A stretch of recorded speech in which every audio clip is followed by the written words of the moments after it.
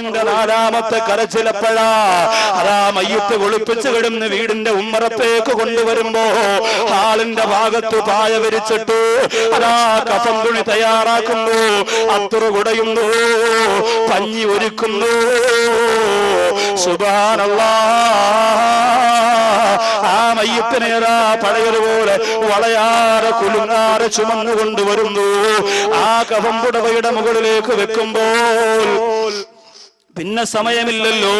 ഇന്ന് മുതൽ പിന്നെ ജീവിക്കാനുള്ള പള്ളിക്കാടിലേക്ക് പോകണമല്ലോ. അതിനുവേണ്ടി ഒരുങ്ങിയിരിക്കുന്ന ആ മയ്യത്തിനെ പൊതിയുകയാണ്. അത്ര കുടഞ്ഞ് പഞ്ഞി വെച്ചുകൊണ്ടരാ കഫൻ തുണിയുടെ ഒന്നാമത്തെ തുണി എടുക്കുന്നു, മറുതുണി കൊണ്ട് ചുറ്റുന്നു. അടുത്ത തുണി എടുക്കുന്നു, മറുതുണി കൊണ്ട് ചുറ്റുന്നു. അങ്ങനെ ചുറ്റിയിട്ടരാ ആ മയ്യത്തിന്റെ കാലിന്റെ ഭാഗം കെട്ടുമ്പോ ആ മയ്യത്തിന്റെ റൂഹ് പറയുന്നു, യാ എന്നെ ഇഷ്ടപ്പെടുന്നവര്, എന്നെ സ്നേഹിക്കുന്നവര്, എന്റെ മയ്യത്ത് പരിപാലനത്തിന് വേണ്ടി വന്നവരെ,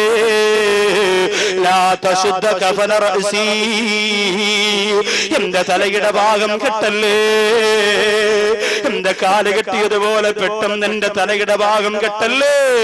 ഹത്താ അറാ വജ്ഹ അഹ്ലി, എന്റെ കുടുംബത്തിന്റെ മുഖം ഞാനൊന്ന് കണ്ടോട്ടെ. എന്റെ പ്രിയപ്പെട്ട മക്കൾക്ക് വാപ്പാന്ന് പറഞ്ഞാൽ അത്ര ജീവനായിരുന്നു. അതുകൊണ്ട് മക്കളെ ഒന്നുകൂടി കണ്ടോട്ടെ. ഇന്ന് ഞാൻ അവരെ പിരിയുന്ന ദിവസമാണ്. എന്റെ ഭാര്യയെ കണ്ടോട്ടെ, എന്റെ ഉമ്മാനെ കണ്ടോട്ടെ, എന്റെ വാപ്പാനെ കണ്ടോട്ടെ, എന്റെ മക്കളെ കണ്ടോട്ടെ. അവരവസാനമായി എന്റെ മുഖമൊന്ന് കണ്ടോട്ടെ. ഈ തുണി കൊണ്ടങ്ങ് മൂടിയിട്ടങ്ങ് കെട്ടിയാ ഇത് അവസാന കാഴ്ചയല്ലേ. ഇത് കെട്ടിപ്പോയാൽ കാണാൻ പറ്റൂലല്ലോ. എന്റെ പ്രിയപ്പെട്ടവരെ, ഓർത്തിട്ടുണ്ടോ? ആ ഒരു രംഗത്തെ കുറിച്ച് ഓർത്തിട്ടുണ്ടോ? അവരും ഇവരും മാത്രമല്ല മരിക്കുന്നത്. പെണ്ണേ, എന്റെ പ്രിയപ്പെട്ട സഹോദരാ, നീയും മരിക്കുന്നതാണ്, ഞാനും മരിക്കുന്നതാണ്. എപ്പോഴും ചിന്തിക്കണേ. നിങ്ങൾ പറയുമല്ലോ വാക്ക് വിദ്വാ ചെയ്യുമ്പോ എന്താ കരയുന്നത്? കണ്ണിലും മരന്ന് പുരട്ടിയിട്ടല്ല മോനെ. എന്റെ മരണത്തെ കുറിച്ച് ഞാൻ ചിന്തിക്കാറുണ്ട്, ചിന്തിക്കണം. അതിനേക്കാൾ അത് ചിന്തിക്കാൻ പറ്റാത്ത എപ്രവൃത്തികെട്ട ചിന്തയാണ് മോനെ നിന്റെ മനസ്സിനെ പിടിച്ചടക്കിയിരിക്കുന്നത്. അതുകൊണ്ട് കരയാതെ ദുആ ചെയ്യല്ലേ, കരയാതെ ആമീൻ പറയല്ലേ. നമ്മൾ മരിക്കുമ്പോ നമ്മുടെ മക്കളെടുത്തിരുന്ന് പൊട്ടിക്കരയുന്ന രംഗമെന്ന് ഓർത്തു നോക്കുക. നമ്മളില്ലാതെ നമ്മുടെ മക്കള് ജീവിക്കുന്ന മോശമായ ദാരുണമായ രംഗത്തെ കുറിച്ച് ചിന്തിച്ചു നോക്കുക. യതീഖാനയിടകത്ത് ഒരു ഗ്ലാസ് ചായക്ക് വേണ്ടി പൊട്ടിക്കരന്നുകൊണ്ട് വാപ്പയില്ലാത്ത നമ്മുടെ മക്കള് കാത്തിരുന്ന് തളർന്നു വീഴുന്ന രംഗത്തെ കുറിച്ച് ചിന്തിക്കാ. എന്റെ പ്രിയപ്പെട്ട സഹോദരങ്ങളെ, നിങ്ങൾക്ക് കഴിയുമോ? അതുകൊണ്ട് ഞാൻ ഓർമ്മപ്പെടുത്തുകയാ. നാലാമത്തെ നമ്പരം അതാണ്, ആത്മാവിന്റെ നാലാമത്തെ നമ്പരം അതാണ്. കഫം പതിയുമ്പോ അത് കഴിഞ്ഞിട്ടോ അഞ്ചാമതൊരു നമ്പരമുണ്ട് മോളെ. അതെപ്പോഴെന്നറിയോ?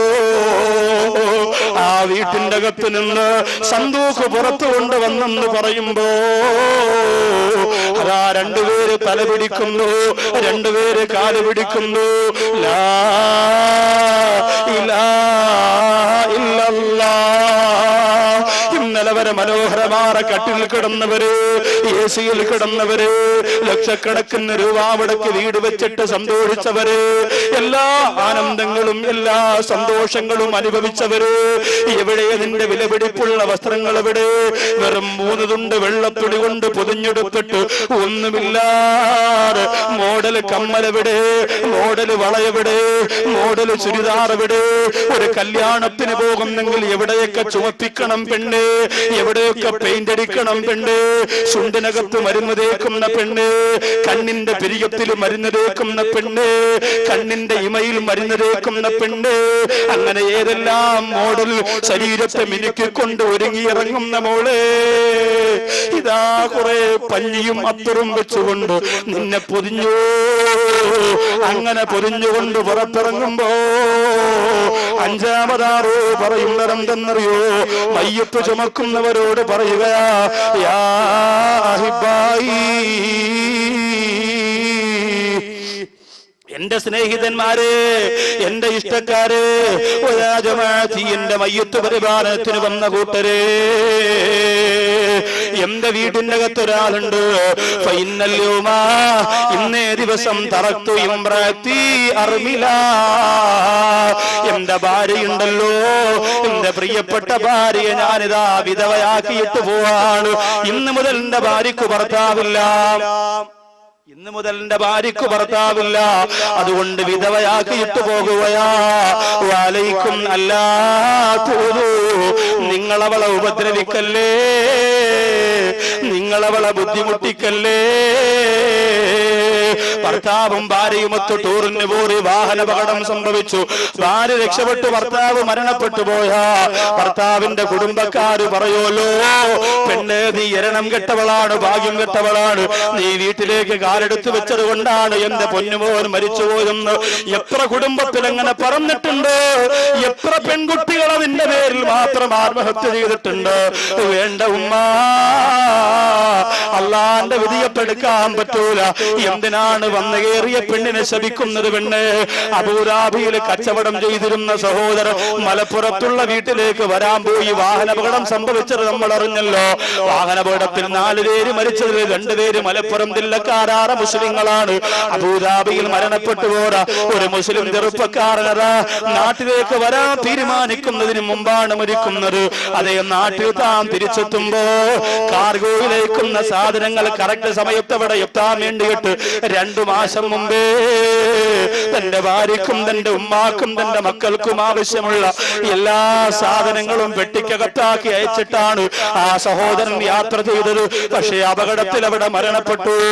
ആ സഹോദരന്റെ മയ്യത്ത് നാട്ടിൽ കൊണ്ടുവന്നു. ആ മയ്യത്ത് വന്നതിന്റെ പിറകെ കാർഗോയിൽ സാധനം വരുന്നു.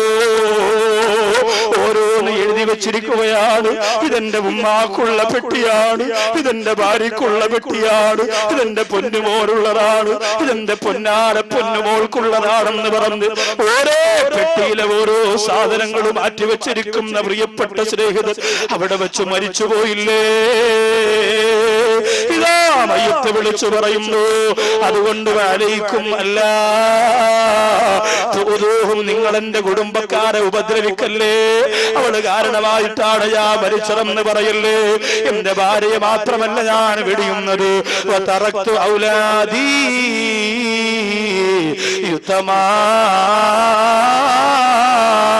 എന്റെ മക്കള്, എന്റെ പ്രിയപ്പെട്ട മക്കള്, എന്നെ സ്നേഹിക്കുന്ന മക്കള്, ഉപ്പിച്ചാന്ന് വിളിച്ച് എന്റെ കൂടെ ഓടി വന്ന മക്കള്, ഞാൻ ജോലി കഴിഞ്ഞ് വീട്ടിൽ ചെല്ലുമ്പോ ഉപ്പിച്ചാന്ന് പറഞ്ഞ് തോളത്ത് കയറി ചുംബനം തരുന്ന എന്റെ മക്കള്, ആ മക്കളെ കണ്ട് കൊതി തീർന്നിട്ടില്ല.